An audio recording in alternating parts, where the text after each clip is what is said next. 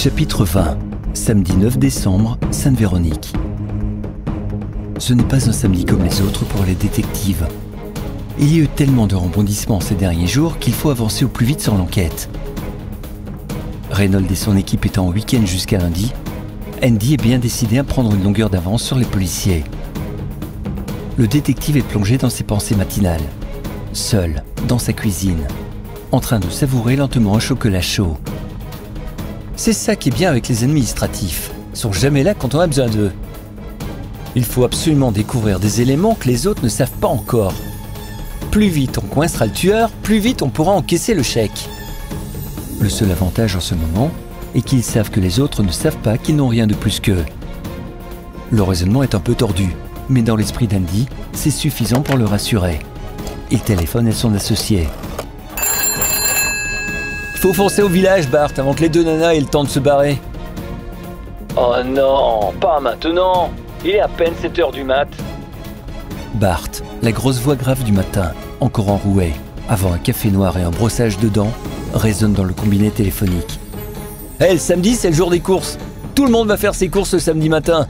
Allez, lève-toi et bouge. » Bart grogne et soupire profondément. « Toi, tu commences pas à me parler comme ça, hein ? » Bart, il faut y aller avant qu'elle sorte de chez elle. Le temps que tu prennes une douche et que tu passes me prendre, il sera 8h moins le quart. Si tu roules bien, il y en a pour 3/4 d'heure de route et on arrive chez elle à 8h30. Il y a peu de chances qu'elle parte aussitôt. Donc, on est bon. Allez, dépêche-toi, je t'attends. Ok, t'as gagné. Je suis là dans 3/4 d'heure, maxi. 1 heure plus tard, Andy monte dans la voiture encore froide de son associé. T'avais dit 3/4 d'heure. Oh ça va, hein, commence pas, hein. Eh, je vois que t'as encore sorti ton caractère de cochon.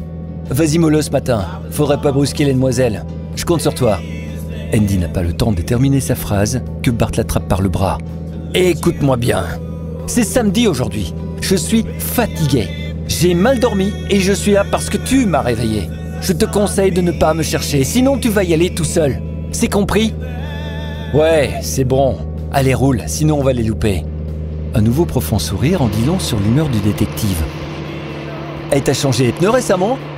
Ah, pas le temps. Le concessionnaire est toujours fermé quand je suis disponible. Et maintenant, je n'ai même plus le temps le samedi à cause de toi. C'est pas une excuse, il y a des centres auto partout. Et ralentis! J'aimerais vivre jusqu'à la fin de la journée. Et là, tu me fais peur. Pff, n'importe quoi. 40 minutes plus tard, 3 feux de signalisation grillés et une priorité de droite refusée de justesse à un tracteur, Bart gare la voiture à quelques mètres de la porte d'entrée de l'appartement d'Alicia. Son nom est indiqué sur la sonnette en première position, en partant du bas, à côté de 8 autres noms. La résidence est modeste, sans signe extérieur de richesse, mais semble bien entretenue. Avant de sonner, les détectives observent les lieux et remarquent tout de suite que les volets sont fermés. C'est bon signe, elle est sûrement endormie. Bart ne répond pas tout de suite. Il regarde dans la rue et pointe du doigt les voitures garées le long du trottoir. Elle a quelle voiture? Bonne question. Tu ne sais pas si elle a une voiture? Ah non, je me souviens pas si quelqu'un l'a mentionné. Ah bah dommage, on aurait pu jeter un œil avant de sonner. Et l'autre fille? Ah je sais pas non plus. Et tu n'as pas pensé à vérifier? Andy roule de gros yeux et chuchote fermement, la mâchoire serrée. Tu le vois bien, non? Je te rappelle qu'on n'a pas eu beaucoup de temps depuis les meurtres. Et puis, si tu n'étais pas aussi radin, on aurait pu engager une assistante. La porte de la résidence s'ouvre. Une dame âgée en sort, tirant derrière elle un caddie à roulettes garni de grands carreaux beige et bordeaux. « Attendez, je vais vous tenir à la porte, madame. »« Merci, monsieur !» Elle sourit en papillonnant frénétiquement des paupières. « Tiens, elle a pas des grandes dents comme les autres grand-mères du village. » pense Andy amusé. « Bonjour, madame. Savez-vous si c'est ici qu'habite Alicia Distrier ?»« Oui, tout à fait. » La vieille dame sourit. « Alicia, ah, c'est une brave fille. Elle habite ici, au premier appartement. » Elle pivote d'un quart de tour et montre une fenêtre à quelques mètres d'eux. « Tenez, c'est juste là. Mais à cette heure-ci, elle dort sûrement. Elle se lève souvent tard le week-end. » Bart sonne à la porte. « La vache! Avec une sonnette comme ça, elle doit louper aucune visite. Aucun bruit ni signe de vie. Le deuxième coup de sonnette reste aussi sans réponse. Andy entreprend d'ouvrir les volets des 3 fenêtres. Sans succès également. Ils sont verrouillés de l'intérieur. Soit elle n'a pas envie d'ouvrir, soit elle n'est pas chez elle. Ou alors elle a des boules quies dans les oreilles. Ouais, ou peut-être pris un somnifère. Les gens qui prennent ça, ils dorment à travers tout. Ils entendent rien. Bon, qu'est-ce que tu proposes? On va une fois aller chez l'autre fille, celle du curé. Ok, c'est parti. Moins de 5 minutes plus tard, il sonne à la porte de l'appartement de Min. Son appartement est situé dans une petite résidence à quelques maisons d'Alicia, au premier étage. Les rideaux rouges foncés décorant chacune des fenêtres sont fermés. Bon, on croise les doigts pour qu'elle réponde vite. J'ai froid. Après 3 coups de sonnette sans réponse, les 2 associés se posent des questions quant à la présence de Min. Tu trouves pas ça bizarre, toi? Il est moins de 9 h et les 2 filles ne répondent pas. Et tout est fermé chez elles. Ouais, et en plus, on les a pas vues depuis les meurtres. Peut-être qu'elles sont parties en vacances. Dans ce cas, elles ne sont pas au courant des meurtres. Beaucoup trop positif pour moi. J'y crois pas. Imagine les 2 nanas. Elles vivent seules, elles n'ont que des petits boulots, elles n'ont forcément pas beaucoup d'argent pour les vacances. Ah zut, j'ai pas vérifié avec la NPE si elles sont à jour de leur pointage. Et pas la peine d'essayer de les appeler aujourd'hui. Bart regarde sa montre. On fait quoi là? Ouais, je reste ici et tu vas chez Alicia. Attends que quelqu'un sorte et tu rentres dans la résidence. Peut-être que tu pourras la réveiller en tapant à sa porte. S'il y a rien, va voir les voisins et renseigne-toi sur elle. Je m'occupe de Min. Bart réussit à entrer dans la résidence d'Alicia en quelques minutes. Il y a toujours quelqu'un pour ouvrir la porte d'entrée principale, surtout le matin. Les propriétaires de chiens sont souvent les premiers à sortir. De plus, une petite caresse au chien est un excellent moyen pour sympathiser avec les résidents et se renseigner sur les voisins. En une petite demi-heure, Bart rencontre plusieurs voisins d'Alicia. Il apprend qu'elle sort peu en ce moment. Selon une voisine, elle pourrait peut-être aussi prendre de la drogue, car il n'y a plus d'âge pour cela à notre époque. Comme s'il y avait déjà eu un âge de prédilection. Le détective en a rencontré de tous les âges au cours de sa carrière. D'abord dans la police, il a ramené des jeunes complètement défoncés à leurs parents ou au juge, suivis parfois d'un envoi direct en prison. Et des moins jeunes, consommateurs et dealers, il en a vu de toutes sortes. D'ailleurs, tout le monde sait que le plus grand nombre de défoncés se trouve dans les maisons de retraite, les hôpitaux et les centres de soins, incapables de se passer de leurs médicaments. Des générations entières de personnes sous Xanax et autres psychomachins-choses qui retournent la tête. Quant à Alicia, elle ne répond toujours pas. Il ne peut ni forcer la porte, ni se glisser en dessous comme une poussière. Il ne peut rien faire. Même résultat pour Andy. Aucune réponse, pas de signe de vie, absolument rien. Andy rejoint son collègue vers 9h30 chez Alicia. Ils ne peuvent que constater leur absence. Elles ne sont pas chez elle. Bart repense à la visite chez le curé. « Tu as une photo des filles ?»« Ouais, j'ai pris une photo, on les voit avec le curé, mais elle est déjà ancienne. Elle devait avoir quelque chose comme 18 ans. C'est une photo de Noël 76. 13 ans, ça fait vieux. Y avait rien de plus récent ? Non, pas une seule photo après cette date. Et où est la photo ? Au bureau, dans le dossier rouge. » Bart fait craquer ses doigts. C'est pas bon ça. Il faut enquêter sur les filles. Moi je te dis que c'est bizarre qu'elles disparaissent juste au moment des meurtres et qu'on ne les retrouve pas. Andy baisse la tête, réfléchit et hésite un moment avant de répondre.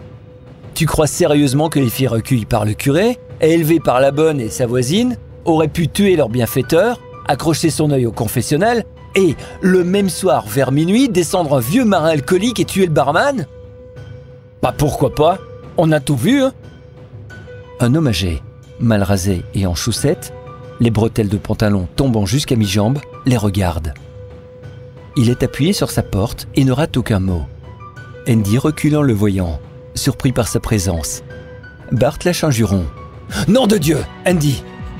Le vieux intervient dans la conversation. « Ah, moi je connais bien la petite. Je la vois souvent. C'est une gentille fille. Bonjour monsieur, nous enquêtons sur le meurtre du curé.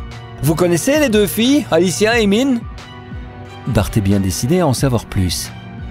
Elle est gentille et très serviable avec tout le monde. Toujours prête à m'aider. J'ai des problèmes pour me déplacer. Je ne marche plus beaucoup. Elle aide aussi souvent Madame Gorsa, la voisine du 3e. Et vous l'avez vue récemment, monsieur? Je ne l'ai pas vue beaucoup cette semaine. Je l'ai croisée mercredi ou jeudi, à l'entrée, près des boîtes aux lettres, quand j'ai été chercher mon courrier. Vous savez si elle est près d'elle? Si elle ne répond pas, c'est qu'elle n'est pas là.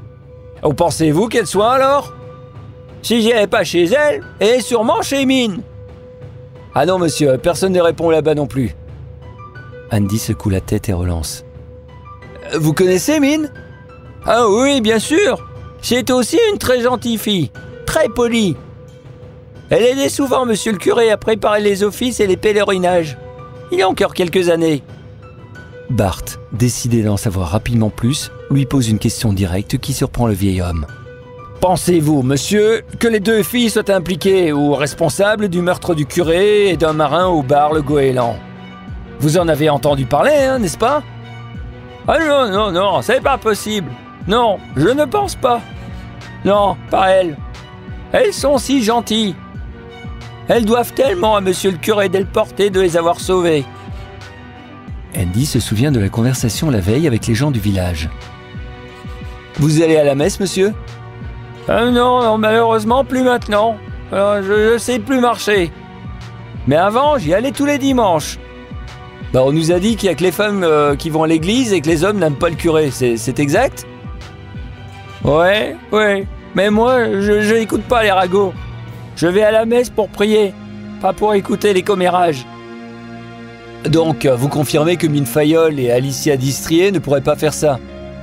Ah oui, évidemment. Tout le monde ici vous le dira. En fin de matinée, Bart et Andy font un point avant de rentrer chez eux. Tous les voisins rencontrés confirment que les filles du curé sont aimables, serviables, souriantes et même adorables. Tous soulignent leur proximité et leur dévouement pour les personnes âgées. Ah, le curé a bien fait son métier. Bien éduquer la jeunesse, c'est important. Ouais, comme tu le dis. Mais elles sont où maintenant, ces demoiselles? Tu as une idée, toi? J'en sais rien, Bart. Tout le monde dit qu'elles sont tout le temps l'une chez l'autre, qu'elles partagent plein de choses ensemble. Elles sont peut-être tout simplement parties quelques jours en vacances. Et où alors? Bah là, je sais pas. Tiens, au fait, la voiture qui nous a coupé la route hier soir, c'était quoi? Je sais pas. Un petit format, type pot de yaourt. Quelle couleur? Pas la moindre idée, hein, ce con m'a coupé la route. J'ai tout juste eu le temps de freiner. Tu as vu le conducteur ou les passagers? Bart souffle longuement en réfléchissant. Oh, arrête! T'as mangé de l'ail hier soir? Oh, ça va, hein? Bon, tu te souviens des occupants de la voiture? Non, vraiment non. Tout a été trop vite et il faisait très sombre. Mais pourquoi? Quel est le rapport? Un voisin m'a dit que Min a acheté une voiture d'occasion l'année dernière. Une Ford Fiesta rouge. Ah bon? Et tu as vu cette voiture quelque part? Non, j'ai d'ailleurs cherché avec le voisin. On l'a pas trouvée dans la rue. Il paraît d'ailleurs que c'était pas une bonne affaire. Ok, et tu penses que c'était la voiture d'hier? Ouais, pourquoi pas? Andy. Tu regardes trop de films, toi. Tu imagines une fois la coïncidence? Le policier arrive et le tueur part précisément à ce moment-là. Il ne le voit pas, il ne le reconnaît pas et l'autre disparaît sans laisser de traces. Bah ouais, quel est le problème avec ça? Eh Manneke, c'est toi le scientifique. Tu connais mieux les statistiques que moi. Tu vois la probabilité pour que ce genre de choses arrive, hein? La nana, elle peut partir n'importe quand, mais elle choisit de partir exactement au moment où le policier arrive. C'est fort ça, hein? Andy reste muet. C'est vrai que la probabilité que cela se produise est très mince. Il a sûrement tort, mais un détail le perturbe. Eh bien, moi je me dis que c'est peut-être pas une coïncidence. Rappelle-toi, je t'ai même dit que je pensais avoir reconnu la clocharde de la gare. Mais bien sûr. Bart commence à s'énerver. Il n'a pas dormi suffisamment la nuit dernière, et Andy est en train d'absorber le peu d'énergie qui lui reste pour terminer la journée, alors que l'après-midi n'a même pas encore commencé. Écoute Andy, Ce que tu me dis est encore moins impossible. Réfléchis avant de parler et ne me fatigue pas avec tes conneries. Je refais l'histoire que tu me dis. Une clocharde se vomit dessus devant une gare à 1 heure de route de ce bled. Tu la vois ici hier dans une voiture qui me grille la priorité. Et cette voiture, ce serait, comme par hasard, celle de la fille du curé. Là, moi je te dis que c'est vraiment trop tiré par les cheveux. Je veux bien être sympa et correct avec toi. Mais écoute-moi bien, hein. Je te le dis une seule fois. Car là, il faut que tu réfléchisses avant de parler. On va rentrer tous les deux à la maison. On va se reposer et reprendre tout ça lundi. Ok? Ouais, mais tout ça est possible, Bart. Ouais, c'est ça. C'est sûr que tout est possible, hein. Là, j'en ai marre et je suis fatigué. Je rentre. On va réfléchir à tout ça. Et en même temps que tu vas trouver une explication pour la voisine du curé. Parce que je te rappelle qu'on ne sait toujours pas ce qu'elle faisait dans une voiture volée. Et aussi où est passé le conducteur. Ah là, j'ai une petite idée là-dessus. Ouais, j'imagine bien. Tu vas aussi me dire que c'était la clocharde d'hier. Non, pas cette fois. Mais je pense que c'est autre chose. Ah, du genre? Peut-être une aventure avec un autre petit vieux de la région? Martin Distry est parti en douce le soir pour ne pas être vu des voisins. Il est venu la chercher en voiture et ils ont eu un accident. Elle est morte et il a filé. Dans une voiture volée? Bah pourquoi pas? C'est peut-être un bad boy? Ou un pigeon qui a acheté une voiture volée? Non, pas possible. La voiture a été volée le soir de l'accident. Ok, opte pour le vieux délinquant. La police a les résultats des empreintes dans la voiture? Enquête gérée par les gendarmes. On saura rien en direct. Faut attendre la transmission d'infos à la police. On verra ça lundi. Enfin, j'espère. Bart se frotte le menton et regarde dans le vide. Il tourne la clé dans le démarreur et fait rugir le moteur d'un coup sec sur l'accélérateur. Stop pour aujourd'hui. Je te dépose chez toi et je rentre. Je vais dormir un peu et faire mes courses de la semaine. Andy aurait bien continué ses investigations à Sainte-Véronique. Mais Bart est bien décidé à rentrer chez lui. C'est bon, t'as gagné. On rentre.